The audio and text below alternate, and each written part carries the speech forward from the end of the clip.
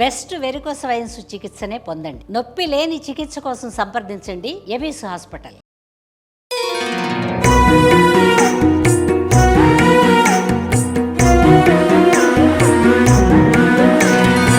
జై శ్రీకృష్ణ. ఆండాళ్ తిరువడిగళే శరణం. ధనుర్మాస వ్రతం ప్రారంభమైంది.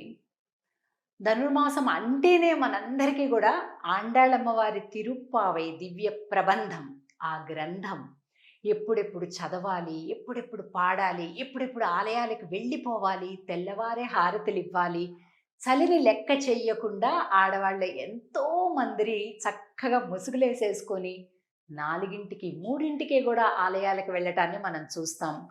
విష్ణు ఆలయాలన్నీ కూడా కిటకిటలాడిపోయేటటువంటి ఈ ధనుర్మాస వ్రత సందర్భంగా తిరుప్పావైలో మన ఆండాళ్ తల్లి ఇచ్చినటువంటి ఈ తిరుప్పావై వ్రతాన్ని చెయ్యాలని చిన్న పెద్ద అనే తేడా లేకుండా కేవలం 30 రోజుల పాటుగా చేసేటటువంటి ఈ వ్రతం వల్ల ఎంత గొప్ప దివ్య ఫలితాలను, ఎన్నో శుభ పరంపరలను కూడా ఇళ్లలో చూసుకొని మళ్ళీ చేయాలి అని ఆరాటపడేవాళ్ళు ఎందరో.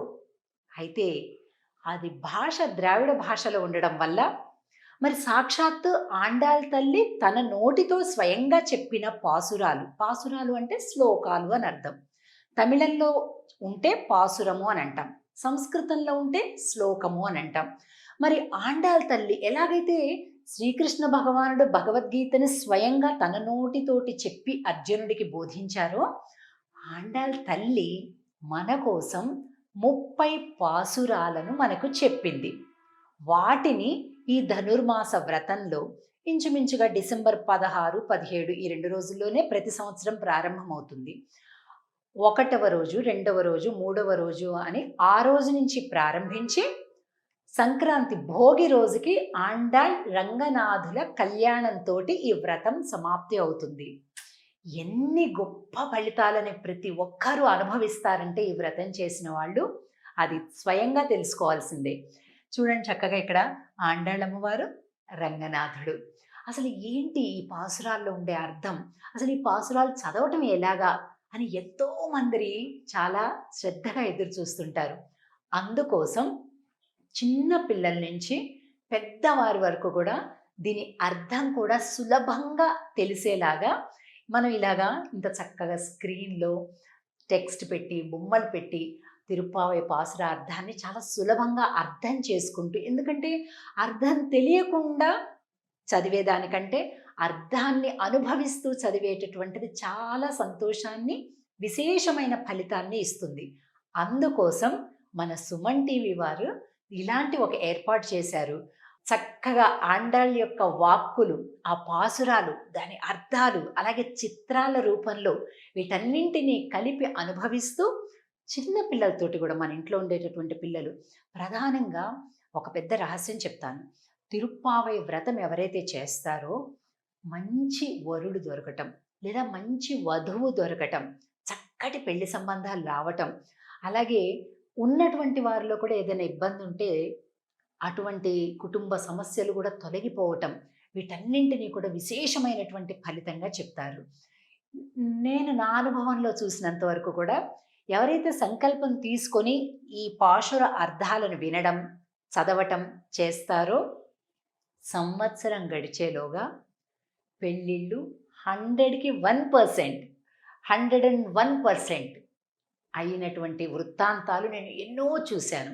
ఇంకా ఆశ్చర్యం చెప్పమంటారా, తప్పకుండా ఆ వధువు పేరులోనో వరుడు పేరులోనో 80% వరకు కూడా కృష్ణ అనే పేరు ఉంటుంది. ఇది నిజంగా జరుగుతూ ఉన్నటువంటిది.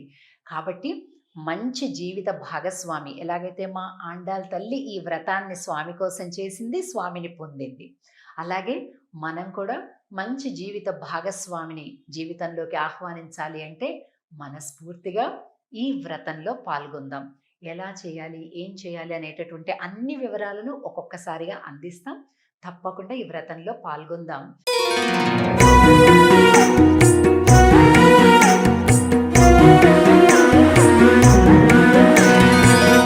ఇప్పుడు ఈ వేళ మనం మొదటి పాసురాన్ని చూస్తున్నాం.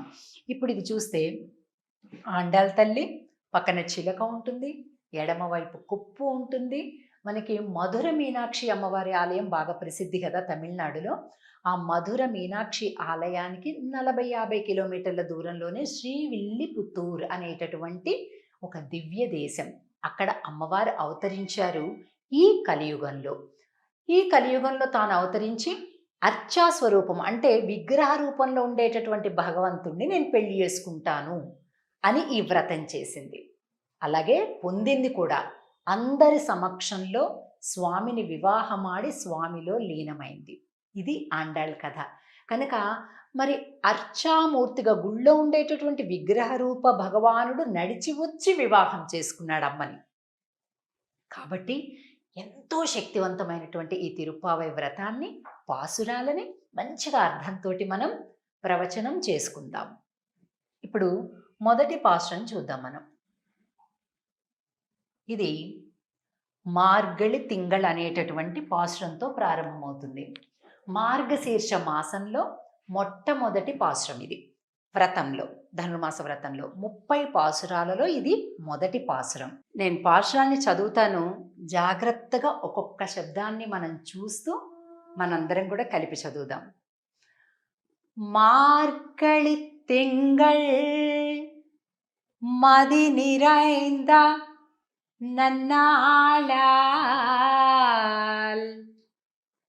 நீராடப் போதுவீர் போதுமினோ நேரிழையீர் சீர்மல்கும் ஆய்ப்பாடி செல்வச் சிறுமீர்காள் கூர்வேல் கொடும் தொழிலன் நந்தகோபன் குமரன் ஏராரந்த கண்ணி யசோதை இளம் சிங்கம் கார்மேனிச் செங்கண் கதிர் மதியம் போல் முகத்தான் நாராயணனே நமக்கே பறை தருவான் பாரோர் புகழ படிந்து ఏలోరెంబావాయ్.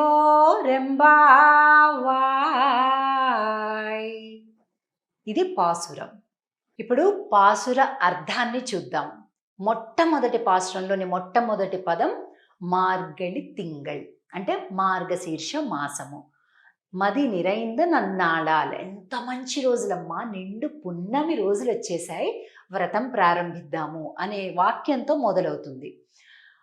తిరుప్పావై ప్రారంభించేది ఆండాళ్ లక్ష్మీనారాయణులను ఇరువురిని కూడా ప్రార్థించి మొదలు పెడుతుంది.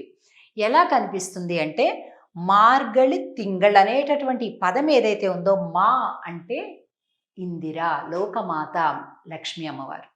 అలాగే మాసాన మార్గశీర్షోహం అని శ్రీకృష్ణ భగవానుడు భగవద్గీతలో చెప్పాడు. కాబట్టి మార్గశీర్ష మాసమే పరమాత్మ. కనుక ఈ మాసం అంతా కూడా అణువణువు క్షణక్షణము కూడా పరమాత్మ యొక్క స్వరూపంగా భావించాలి. అలాగా మార్గళి తింగళ్ మది నిరైంద నన్నాళాల్ అంటే మంచి రోజులు వచ్చాయి అంటున్నారు. మంచి రోజులు అంటే ఏంటి?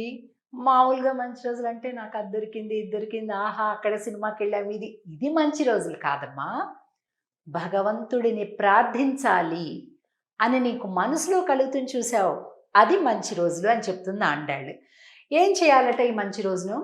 మది నిరైంద నన్నాళాల్ నీరాడప్ పోదువీర్ పోదుమినో నేరిజయీర్. రెండవ లైన్లో నీరాడప్ పోదువీర్ అంటే స్నానం చేయడానికి.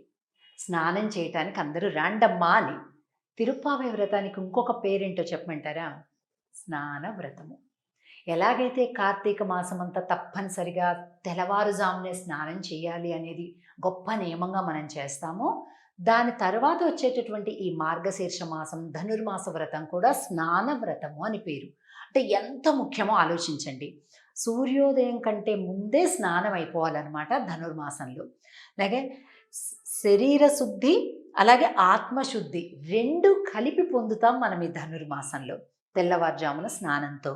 "నీరాడప్ పోదువీర్ పోదుమినో நேரிழையீர் சீர்மல்கும் ஆய்ப்பாடி సెల్వత్ చిరుమీర్గాళ్."